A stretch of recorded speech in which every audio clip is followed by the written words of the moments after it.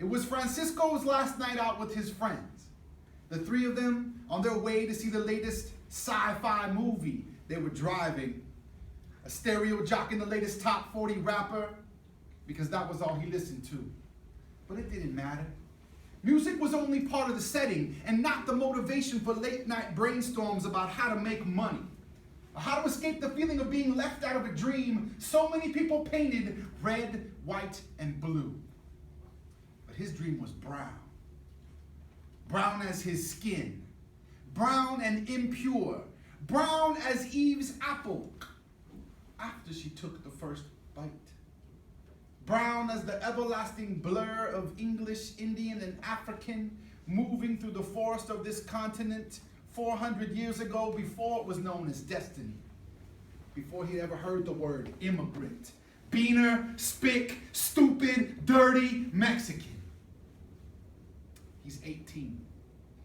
He's in San Diego, Topeka, Buffalo, San Francisco, California. He wants a piece of the American dream. Francisco wanted a college degree.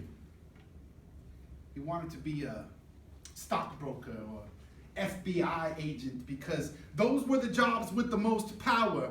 If he could have been a rock star or a superhero, there would have been no need to enlist.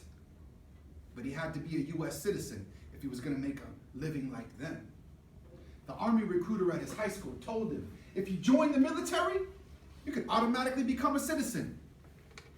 After 4 years duty and an honorable discharge, there would be plenty of money left over for him to continue his education at a good institution.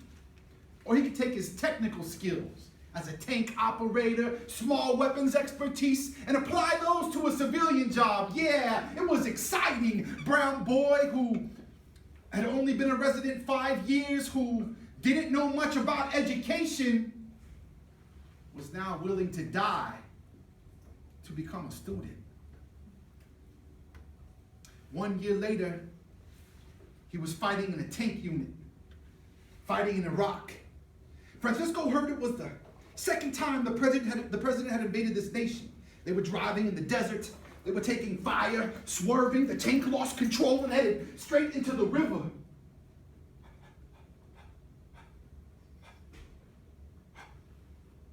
As Francisco's lungs filled up with water, he remembered his last night out with his friends.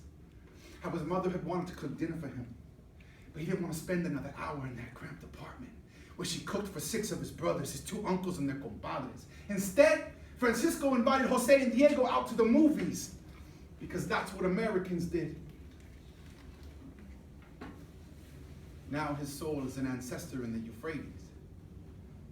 Chicano blood mixing with Arab soil, returning to the Garden of Eden by way of the U.S. Army. Same way it had come. Only now he would finally receive something he had been promised. An officially sealed envelope on top of old glory. Citizenship had never been earned so graciously. Why don't they extend it to the victim's family? The reality of the American dream is dirty. Why should Chicanos have to die to earn the approval of this society? This is a brown dream. Brown as the bus riders union. Brown as gasoline. Brown as the Tigris, the Euphrates, the Mississippi, and the Rio Grande. Brown as coyotes. Brown as the blood-soaked sands of Iraq and on the ranches of Arizona border vigilantes. Brown! Brown, brown, brown as affirmative action in the military, but not the university. This is a brown dream.